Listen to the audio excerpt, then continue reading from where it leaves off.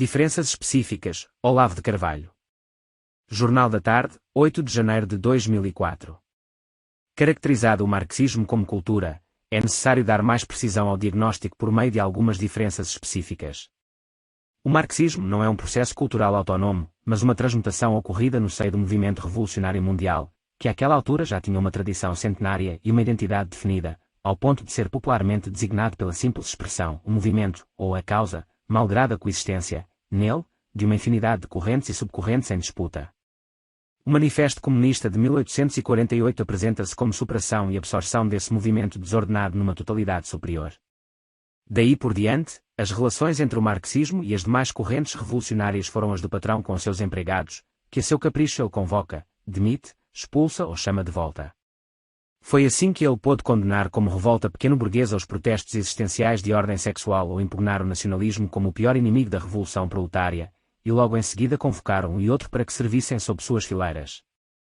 Sua capacidade de absorção e expulsão é ilimitada, já que ele não tem de dar satisfações senão à prioridade única, que é a sua própria subsistência e expansão, toda consideração de veracidade ou moralidade sendo rebaixada, pragmaticamente, à condição de ancilla revolutionis. Oportunismo levado às últimas consequências, seu total descompromisso com a verdade pode ser medido pela constância com que o movimento comunista anuncia sua vitória próxima contra as nações capitalistas e, ao mesmo tempo, jura que nem sequer existe materialmente, denunciando como paranoia e teoria da conspiração qualquer tentativa de identificar sua rede de organizações e seus modos de ação. Aqui também a comparação com as religiões dogmáticas é inadequada. Nenhum fanatismo religioso produziu esse tipo de sociopatia em massa. A diferença fundamental entre o marxismo e as demais culturas é que para estas últimas o teste decisivo é a adaptação ao ambiente natural, a organização da economia. Qualquer cultura que falhe neste ponto está condenada a desaparecer.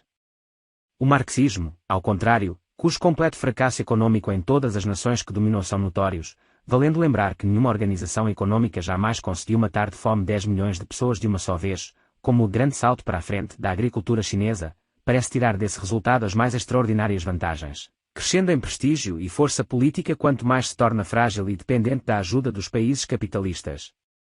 Sua incapacidade de explorar eficazmente um território, comparada à brutal eficiência no expandir-se dentro do território alheio, mostra que o marxismo não existe como cultura em sentido pleno, capaz de afirmar seu valor contra a resistência do ambiente material, mas apenas como subcultura parasita incrustada numa sociedade que ele não criou e com a qual não pode competir. Subcultura parasita da cultura ocidental moderna, o marxismo não é capaz de substituí-la, mas é capaz de enfraquecê-la e levá-la à morte. O parasita, porém, não pode subsistir fora do corpo que explora, e a debilitação do organismo hospedeiro dá margem à ascensão de uma outra cultura concorrente, a islâmica, esta sim cultura em sentido pleno, a cujo combate anti-ocidental o marxismo acaba servindo de força auxiliar enquanto procura utilizar-se dele para seus próprios fins.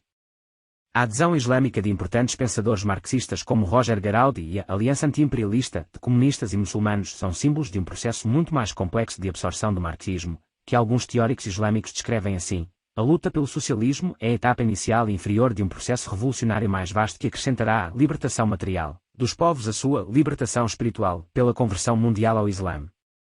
Ao mesmo tempo, os marxistas acreditam dirigir o processo e utilizar-se da rebelião islâmica como em outra época usaram de variados movimentos nacionalistas, sufocando-os em seguida.